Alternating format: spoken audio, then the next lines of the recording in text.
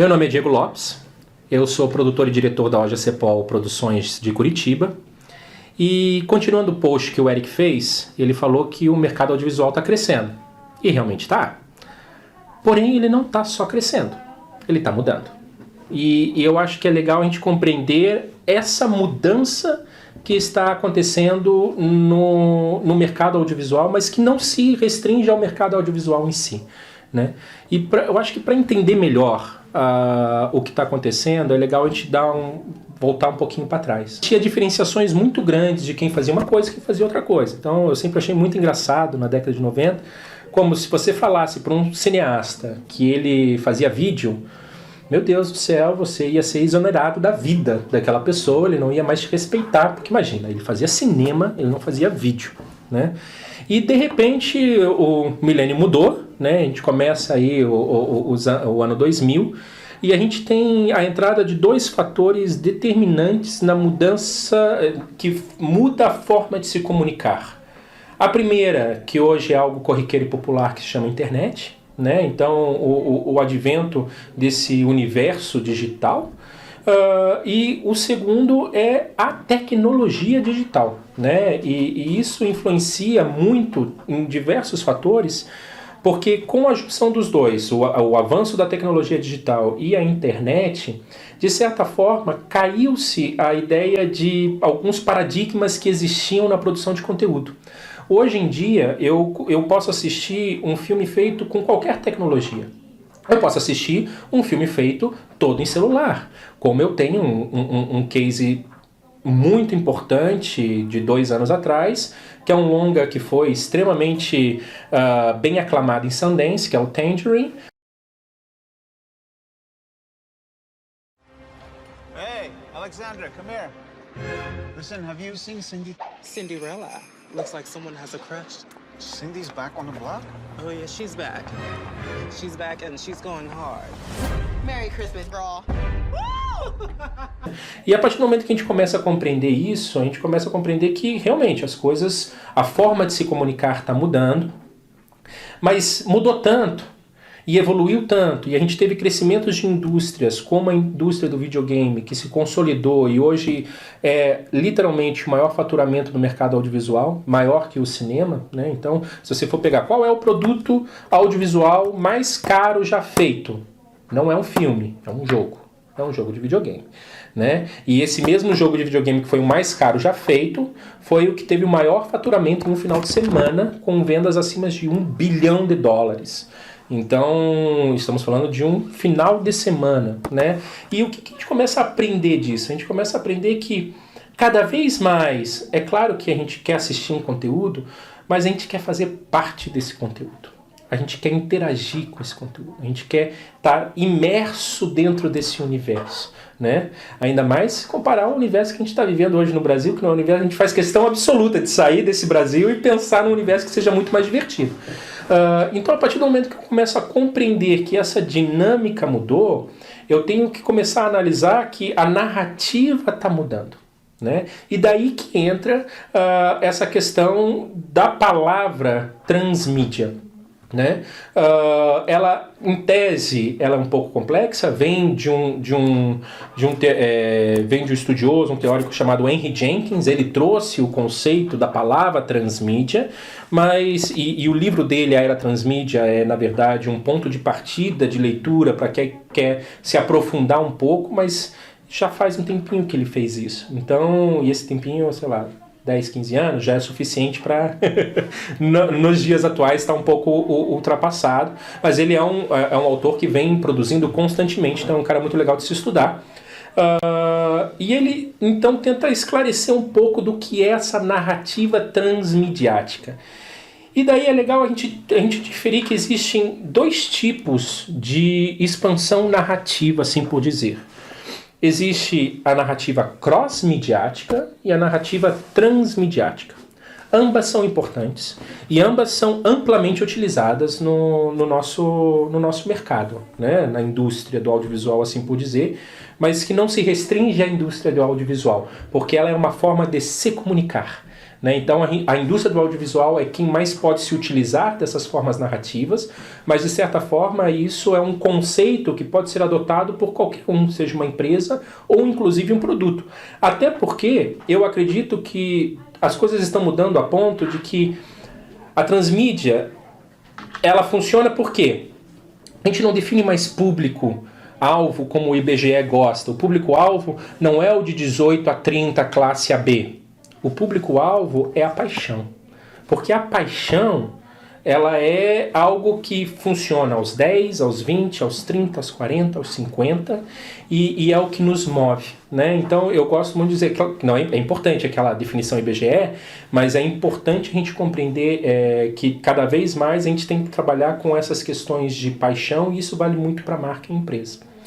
Mas voltando para o que é a narrativa cross-midiática e a transmidiática, a cross-midiática nada mais é do que você conseguir fazer com que, tomando como base um produto audiovisual, vamos dizer, um filme longa-metragem. Eu estou lançando um longa-metragem. Desse longa-metragem eu tenho alguns subprodutos. Então eu posso ter um hot site que fale do meu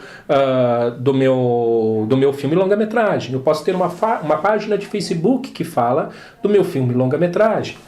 Eu posso ter banners de Instagram, eu posso ter um banner de Facebook. Então, assim, eu tenho criações cross-midiáticas porque elas cruzam plataformas que não necessariamente sejam somente as digitais, porque você pode ter ações cross-midiáticas em banner, em outdoor, em comerciais de TV. Então, são todas ações cross-midiáticas, mas a narrativa está ligada ao produto principal, no sentido de que eles são subprodutos que somente vendem aquela ideia, né? Vai ter um trailer, um making off, uma foto de como foi, alguma coisa nesse sentido.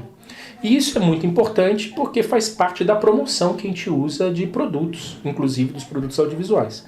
Porém, a compreensão da narrativa transmídia e a utilização da narrativa transmídia, eu acredito que vai muito em parte dessa compreensão dessa nova forma de se consumir, que é você simplesmente ir além da história a qual eu estou sendo apresentado e ser imerso num universo narrativo a qual eu possa principalmente interagir com ele como se fosse real, né?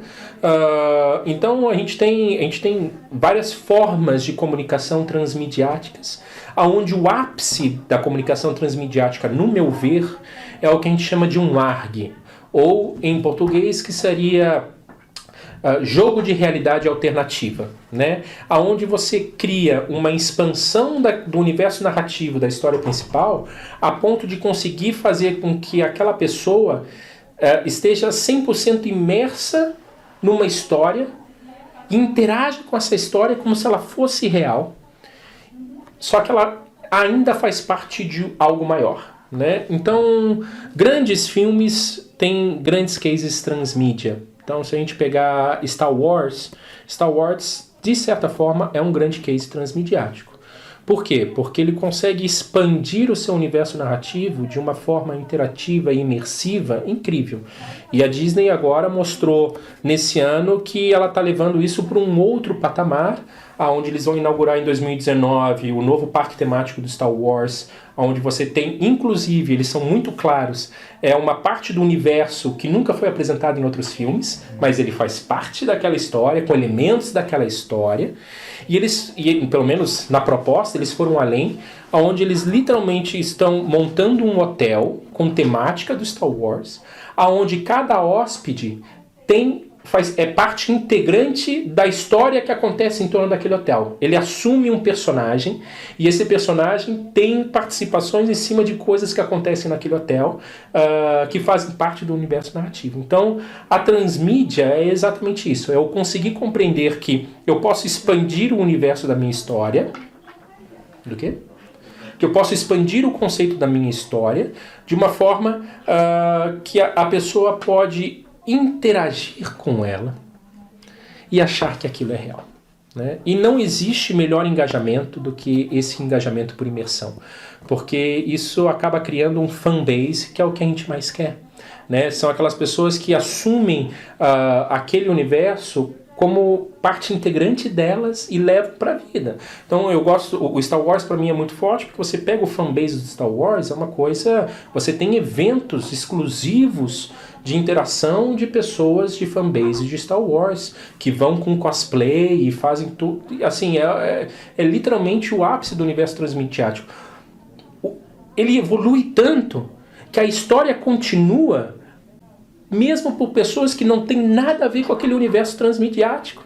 Então, o Star Wars, inclusive, tem um case que ele tem uma linha de histórias em quadrinhos desenvolvidos por fãs que continuaram possíveis plots dados nas histórias principais e levaram aquilo para um outro caminho gigantesco, adicionando elementos daquela história que não tinha sido desenvolvido pelos criadores, pelos primeiros criadores daquele universo.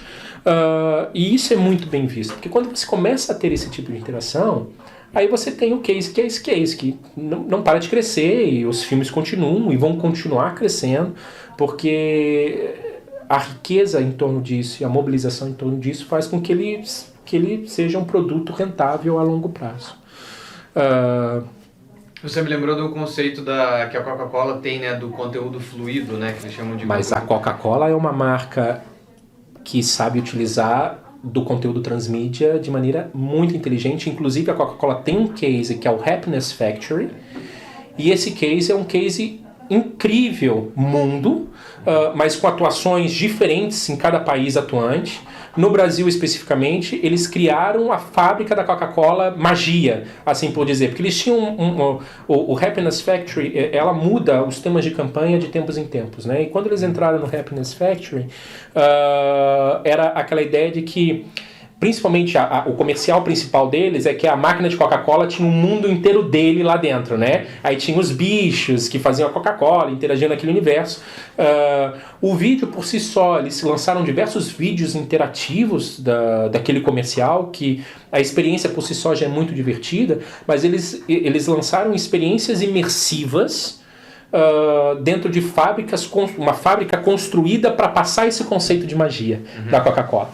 Então é a empresa, o produto se utiliza, e a Coca-Cola, mais do que ninguém, ela usa muito do narrativo, né? Então todas as campanhas são em volta de muita criação de universos narrativos e levando essa imersão e essa interatividade no seu limite, que de certa forma é uma essência do universo transmediático. E isso não é algo que vai acabar, porque a gente começa a gente está num momento em que a evolução tecnológica ela está crescendo de uma forma que a criação narrativa não está dando conta. Então a gente está tendo que compreender o que está acontecendo para criar novas formas narrativas, para dar conta dessas possibilidades hoje de se contar história. Então, mais do que nunca, agora com a introdução de realidade aumentada, que não é tão novo, mas está ganhando força, e eu acho que a partir do momento que a Apple vem e consolida isso com um kit de desenvolvedor para realidade aumentada para os seus produtos OS, só mostra que esse é um caminho que está assim, consolidado, e a Microsoft, que é o oposto, diz o mesmo e está fazendo a mesma coisa, ela lançou o HoloLens há 2 anos atrás, 3 anos atrás, e agora vem com uma nova linha de óculos de realidade aumentada, e a realidade virtual, que vem com uma capacidade de imersão inédito. E daí a gente começa a ver que, na verdade, está tudo mesclando, porque os jogos, eles estão virando experiências cinemáticas. Eles estão indo além de simplesmente ser um jogo de luta ou um jogo de tiro, para ser uma experiência cinemática e você fazer parte integrante de uma história interativa. E é por isso que a gente está vendo essa expansão da indústria do jogo, porque ela é em essência, de certa forma, um pouquinho desse elemento transmediático a partir do momento que eu insiro aquela pessoa num universo 100% novo, imersivo e interativo, aonde eu dou o rumo da minha história. Claro que você tem jogos que são mais fechados no segmento narrativo e outros mais abertos. Mas a gente vê essa evolução tecnológica como algo incrível de possibilidades. Então, cada vez mais a compreensão das possibilidades narrativas é fundamental para que a gente possa estabelecer uma indústria cada vez mais consolidada de produção audiovisual, porque é isso, né? E a gente está num momento, eu acho que único nos últimos anos, de tanta coisa nova que possibilita que a gente seja uma peça a ser chamada a atenção, porque o novo te possibilita isso, né? Você ser ousado e conseguir compreender aquela mídia e rapidamente criar algo que as pessoas não estão fazendo e se destacar por isso, né? Então, eu realmente acredito que a gente vive um momento único, a partir do momento em que a gente tem sim essa expansão no mercado audiovisual, principalmente no mercado brasileiro, mas acima de tudo, um novo mundo de oportunidades narrativas, né?